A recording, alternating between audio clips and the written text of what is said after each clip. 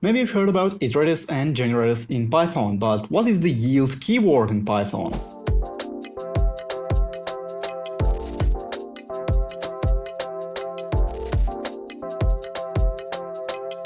To understand yield keyword in Python, you should have a basic understanding of generators and iterators.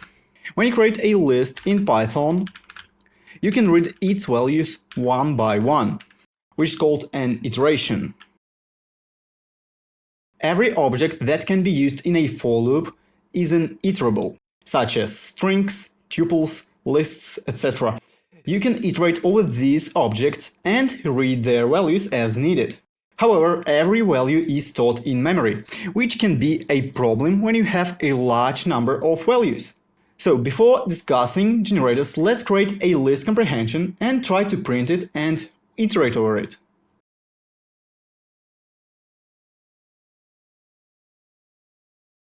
Now let's run the code and see what happens.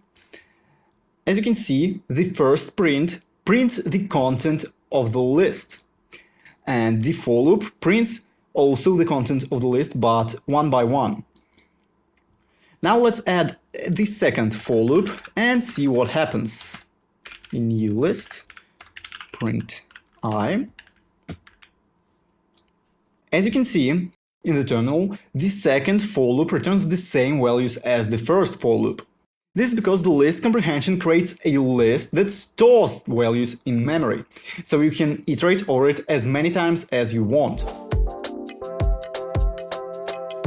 And now let's talk about generators. Syntax for creating a generator is similar to creating a list comprehension, but with parentheses instead of square brackets. Generators are also iterators, but unlike iterators, you cannot perform a for loop on a generator more than once.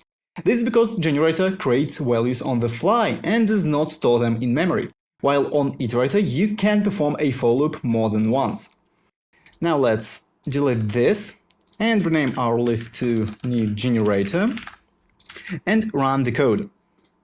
As you can see, the first print statement, print new generator, prints not the values, but address of the generator object, while the for loop prints values that generator creates.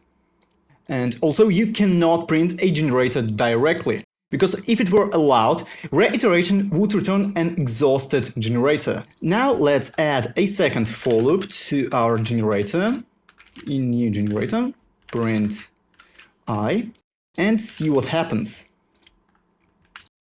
Now let's run the code. And as you can see, the second for loop returns absolutely nothing. And this is how the generator works. The generator calculates 0, then forgets about it, and calculates 2, then again forgets about it, and calculates 4, and so on until the end of the range. This is why you cannot iterate over a generator more than once. Generator, as said before, does not store values in memory. But what is the yield keyword in Python? Yield is a special keyword which converts a function to a generator factory. So let's consider this function as an example. So let's run it. Generator function does not start by itself because it contains the yield keyword. Function starts in the moment when the first value is requested from the generator, and function starts only when it is called in a for loop below the function definition here. When the function is called again, it continues from the last yield statement and stops after the next yield statement. Yield can be used in many different ways. Let's consider a more complex example. Let's say we have a list of numbers and we want to return only the even numbers from the list. We can use a generator to do this. First, we need to create a generator function, loop through the list of numbers, check if the number is even, and if the number is even, we will yield the number. Now let's clear the terminal and run the code. The yield keyword not only returns the generator object, but also saves the state of the function. That means that when a for loop calls the generator again, the function will continue from the last yield statement.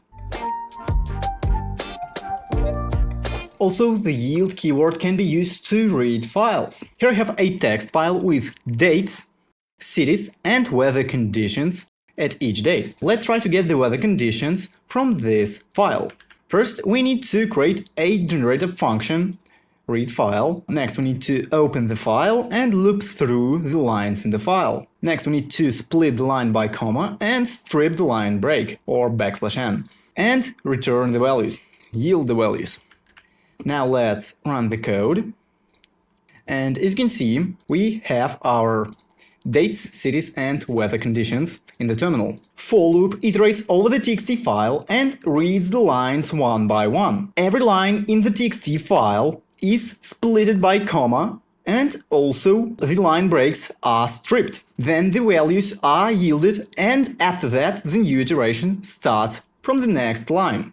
Additionally, you can use the yield keyword to create data generators. For example, we have a data generator that returns the next date each time it is called. First, we need to get the current date, then yield the current date, and increment the date by 1 day. Now let's use our generator. We need to pass the value here. So today is the 12th of April. Next day is the 13th of April, and next date is the 14th of April. There are many other ways to use the yield keyword in Python. You can use it to create a Fibonacci sequence generator, a prime number generator, and many more. And one last important note. A generator is considered empty as soon as the function completes and does not hit yield anymore. This can happen because the loop has come to an end, or because you do not satisfy the if-else condition.